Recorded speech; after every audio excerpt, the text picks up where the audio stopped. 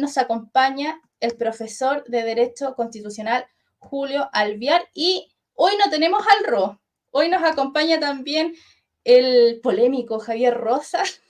Hola Javi. Hola, ¿cómo estás? ¿Cómo estás, Connie? Hagamos Bien, pasar al tiro a nuestro invitado, que no lo podemos perder. ahí Hola. está el profesor. Profesor, un placer tenerlo acá. Yo debo confesar algo. Una vez salí con una alumna suya y me dijo Ay, que usted era un gran profesor. Me Bueno, dijo, bueno, porque un gran también puede profesor. ser la otra alternativa. Sí, Sí, sí. Parece que no tenía otra alternativa, tenía examen final con usted, así que tenía que decir que era grande. No, broma. No, pero sí, no, pero siempre, puede ser perfectamente. sí. no, Javier está saliendo mucho últimamente, pero muy bien, Javier, te felicito, esa es la actitud.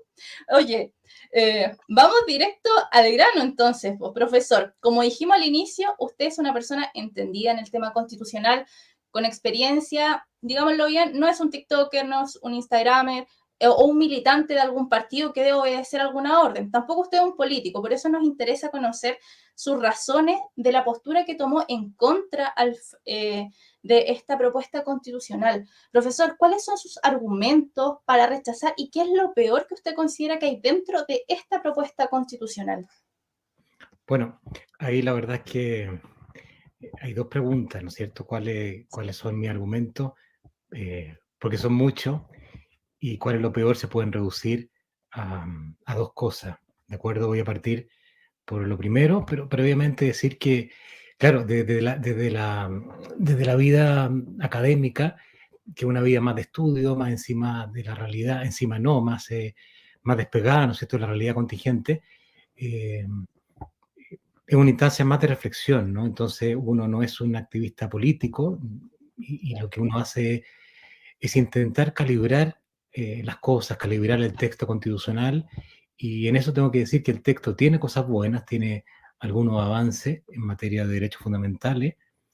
Eh, yo la verdad es cuando leí el texto tuve una cierta simpatía por el conjunto, pero cuando lo leí por segunda vez no tuve tanta simpatía, porque claro, cuando uno lee de corrido, la verdad es que encuentra muchas cosas buenas. Pero después te estás dando cuenta de que hay muchas cosas buenas que están en el texto que están en las leyes vigentes.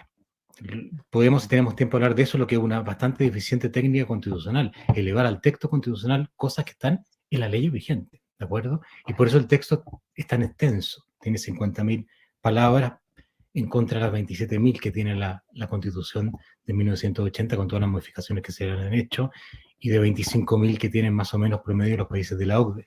Es un texto bastante extenso, entre otras razones, por ese motivo. ¿De acuerdo? Pero cuando ya una segunda lectura, ya leyendo como que uno dijera las letras chicas, va haciendo correlaciones entre los distintos enunciados, en derecho súper importante algunas palabras técnicas o algunas frases que no son técnicas porque no lograron ser técnicas, no lograron formularse bien. Entonces, claro, leyendo el texto, leyendo las correlaciones y coordinando aquellas frases, ¿no es cierto?, que no se han formulado bien o aquellas frases que omitieron cosas que eran necesarias, llegué a la conclusión y tomé un lápiz y un papel y hice un listado de las cosas buenas, y yo sé que no me invitaron a hablar de las cosas buenas, pero hice un listado también de las cosas que son débiles del texto, y encontré cuantitativamente muchas cosas débiles, pero cuantitativamente entre las cosas débiles y las cosas buenas, quizá uno puede hacer un balance y algunas personas podrían decir ya, ok, por eso hay gente nuestra de derecha, ¿no es cierto? Gente de orden que lee la Constitución y dice, bueno, voy a optar por el apruebo y otro voy a optar por el rechazo. Está bien, uno puede hacer un balance cuantitativo de cosas buenas, cosas malas, pero a mí hay dos cosas que las encuentro espantosas. O sea, son dos cosas malas. O si ustedes quieren para ser más delicado, aunque uno no tiene por qué ser delicado en estas cosas, pero digo, en la academia uno es más delicado. Por favor, no lo sea. Por favor, lo Puntos invitamos a que no lo sea. tan débiles, tan gravitantes, que me hacen rechazar, ¿de acuerdo? Y esos puntos son en que cómo la Constitución recibe el derecho internacional de los derechos humanos, qué hace con los derechos internacionales de los derechos humanos, porque las constituciones pueden tener ¿no es cierto?, varias actitudes frente al derecho internacional de los derechos humanos, y esta Constitución, probablemente en África hay una apertura tan enorme a los elementos negativos de los derechos internacionales de los derechos humanos, que tiene elementos negativos y elementos positivos. Pero esta Constitución, yo no conozco un referente de países desarrollados o que aspiren al desarrollo, como se decía antes, que que reciba ese derecho internacional de derechos humanos de manera tan perjudicial como hace este texto. Y eso tiene enormes consecuencias en todo el derecho, en los operadores jurídicos, en el actor de tribunales, en las políticas públicas, en la legalidad posible, en la vida diaria de todos nosotros y en las distintas áreas en que se desarrollan los cuerpos intermedios, la educación, ¿no es cierto?, las pymes, las diversas zonas de actividad empresarial, etcétera, etcétera. Entonces, el primer tema, peligrosísimo, porque la izquierda radical avanza en un sector del derecho internacional de los derechos humanos, que es el soft law o los instrumentos internacionales de derechos humanos.